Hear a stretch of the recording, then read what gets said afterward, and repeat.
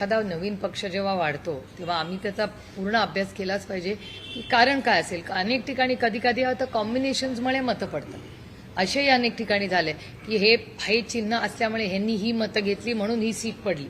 त्याच्यामुळे मला विचाराल तर जिथे जिथे ग्रोथ झाली आहे, ज्या पॉकेट्समध्ये ग्रोथ झाली, कारण का ही ग्रोथ पॉकेट्समध्ये आहे बघा, त्या पॉकेट्समध्ये आता मालेगावमध्ये वेगळं मॉडेल झालंय.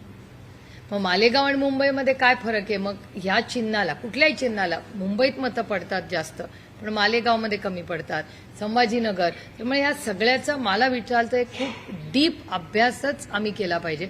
त्यांनी एक फॉर्मॅट कळेल. मुंबईचं पण मतदान ज्या पद्धतीने झालंय, म्हणजे वर्तमानपत्रात जे डेटा अनालिसिस येतात त्याच्यात अजून बूथ बाय बूथ आम्हाला तरी त्याचं डीप अनालिसिस करायला लागेल. नॉट नेसेसरी, कारण का अनेक ठिकाणी मतं पडली पण आहेत ना. म्हणजे काँग्रेसची 24 सीट आल्याच ना. म्हणजे पुण्यामध्ये पण काँग्रेसला काही भागामध्ये मतं पडलीच आहेत, तिथे नाही असं नाही. त्याच्यामुळे काय फॅक्टर आहे. आणि तुम्ही बघा कुठेही असा एक फिक्स्ड पॅटर्न आला नाही. म्हणजे लोकसभेला कसं वन शॉटमध्ये मतदान झालं, विधानसभेला बघा म्हणजे एकाच बाजूनी कल लागला. तो लोकसभेला पूर्णपणे इंडिया अलायन्सनी लागला आणि विधानसभेला पूर्णपणे एनडीएच्या बाजूनी लागला.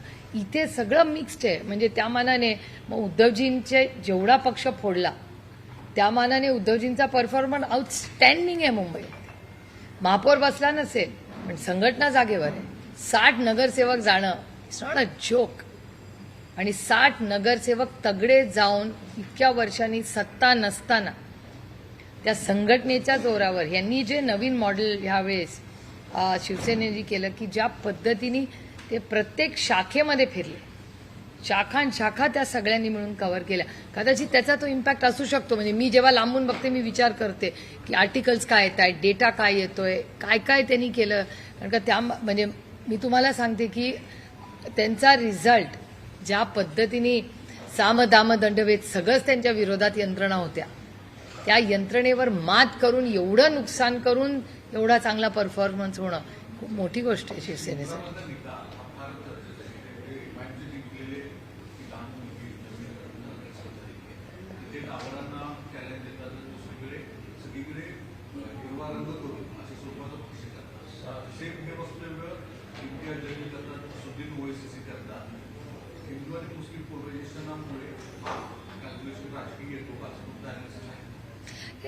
हे बघा अनेक कारणं असतात.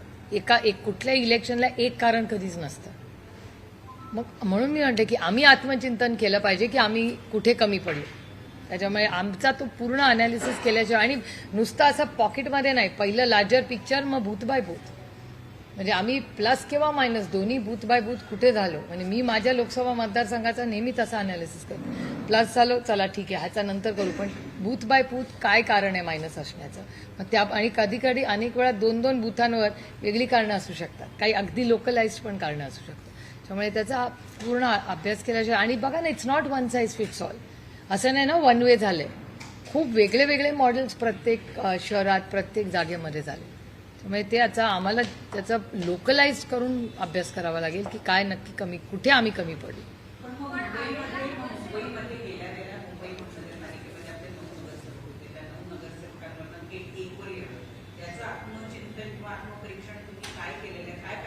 एक तर आम्ही 11 सीट लढलो एक तर, आणि आमचा पक्ष फोडलाच ना.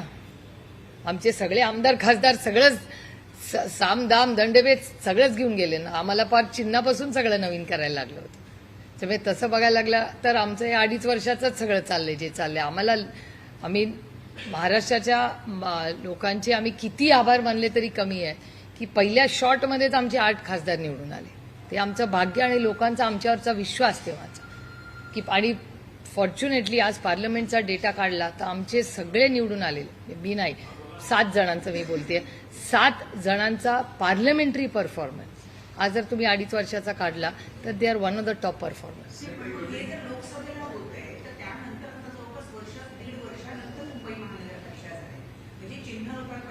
नाही, चिन्ह हा इश्यूच नाहीये. चिन्ह हा कधीच इश्यू नसतो असं मला वाटतंय. कदाचित बाकी कुणाचं मत वेगळं असेल. ह्या राज्यातला मतदार हा अतिशय हुशार आहे. तो कधीच चिन्हाच्या बाबतीत कन्फ्यूज नसतो. आणि हे मी माझ्या आणि अमोलदादाच्या इलेक्शनवरनं सांगते, बाकी कुणाचं स्वतःवरनंच उदाहरण देते. आम्हाला इतकं उशिरा चिन्ह मिळालं, त्या मानाने आमचं चिन्ह पोचलं का नाही देवालाच ठाऊक, आणि आम्ही दोघं 1.5 लाखांनी निवडून आलो. त्याच्यामुळे तो काळ, त्याची कारणं ते वेगळं. त्याच्यानंतर अर्थातच लाडकी बहीण योजना आणि त्यानंतर जो ह्यांचं काय त्यांची आघाडी जी युती आहे त्यांची, त्या युतीनी केलेलं काम. आणि साधारण मी मगाशी म्हणले तरी लोकल बॉडी इलेक्शन्स हे या देशाचा कुठल्याही राज्याचा 25 वर्षाचा इतिहास काढून बघा, ते जास्ती करून जे सत्तेमध्ये असतात त्यांनाच ते मिळतं. आम्ही होतो तेव्हा हेच मॉडेल होतं.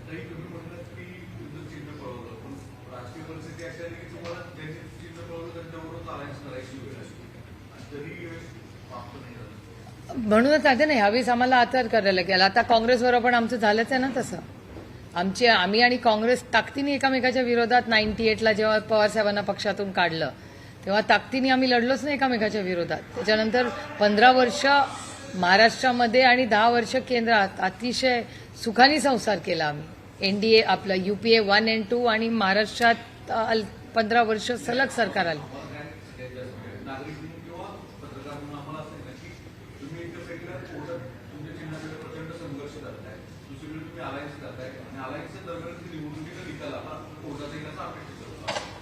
मला पर्सनली मला वाटत नाही उद्या मला काय मिळेल असं मला वाटतं.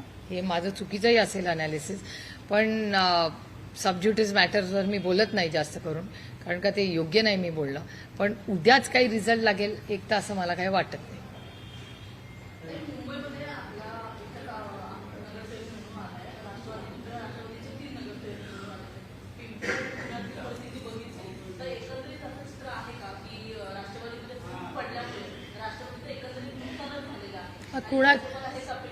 कुठल्याही पक्षामध्ये फूट पडली तर नुकसान होतच ना. आमचं झालंच, अर्थातच झालं. म्हणून तर त्यांनी फूट पाडली, नाही तर कशाला पाडली असते.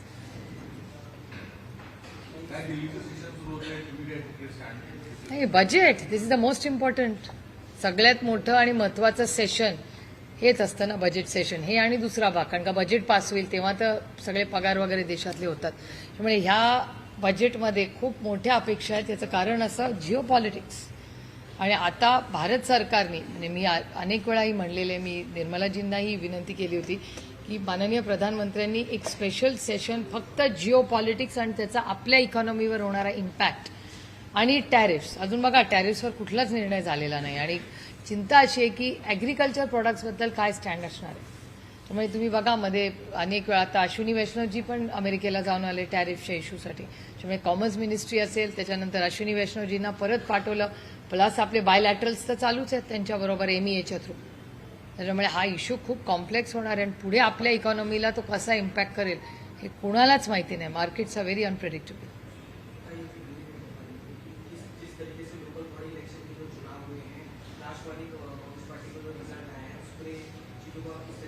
नहीं, हमको आत्मचिंतन करना पड़ेगा कि इतने वोट्स हमें कम क्यों मिले.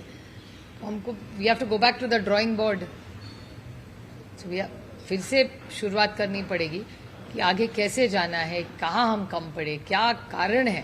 तो सबका होमवर्क करना पड़ेगा. और साधारण आप देखें तो हर राज्य में जो सत्ता में होते हैं ना, उनके ही लोकल बॉडीज इलेक्शन में जीत होती है. वो तो एक बात है, फिर भी वो वास्तव है.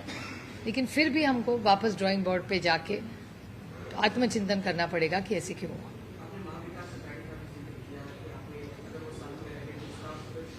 नहीं, हम तो थे कांग्रेस, शिवसेना और हम तो साथ में थे ही. कांग्रेस हमारे साथ नहीं. और संजय राउत साहब हो, उद्धव जी हो, मैं खुद हूँ, हमारी बहुत कोशिश रही कि कांग्रेस पूना, पिंपरी चिंचवड और मुंबई में हमारे साथ जाए, लेकिन ऐसे हुआ नहीं.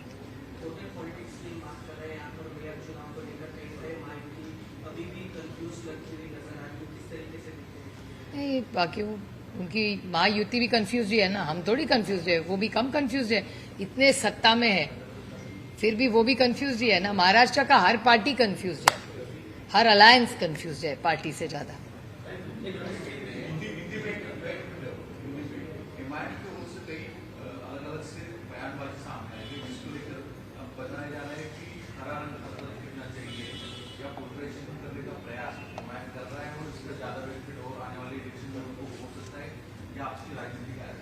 नहीं, कह नहीं सकते क्योंकि हर तरह वोटिंग पैटर्न अलग रहा है महाराष्ट्र में.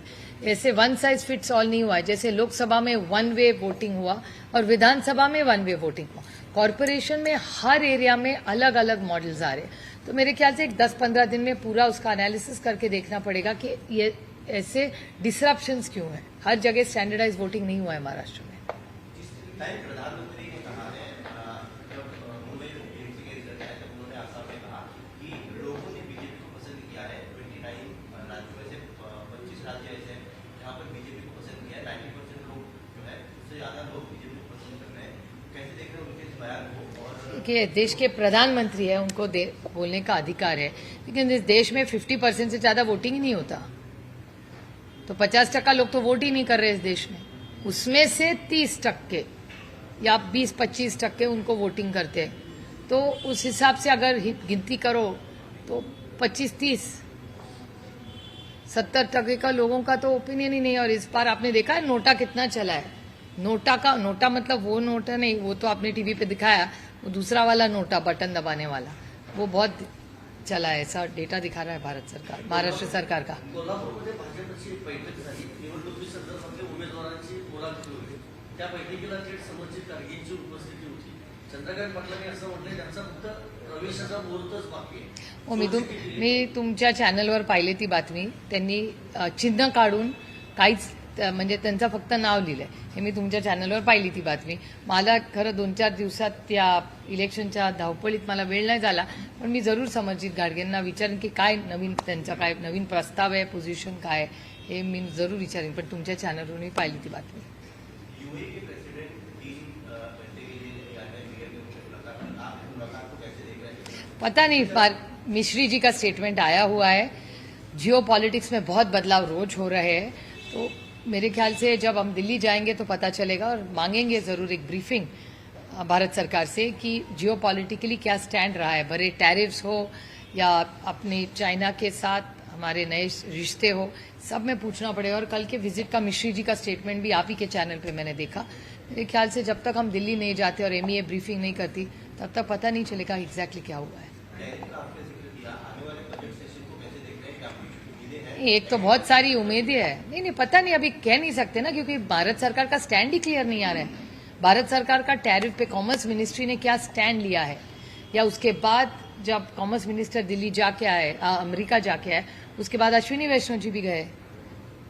टियर 2 टियर 3 डायलॉग्स अगर सरकार कर रही होगी तो हमें तो पता है नहीं, तो एमईए को ही पता होगा। तो एमईए हमें ब्रीफिंग करेगी तो पता चलेगा। और जिस तरह से प्रेसिडेंट ट्रंप बात कर रहे हैं, तो टैरिफ का ऑलरेडी स्टैंड क्या है भारत सरकार का, ये तो बजट के सेशन में ही हम तो मांग करेंगे। हमें क्लियर एमईए की क्या पॉलिसी है, उस पर क्या उनका कहना है, वो उसकी मांग हम जरूर करेंगे सेशन में।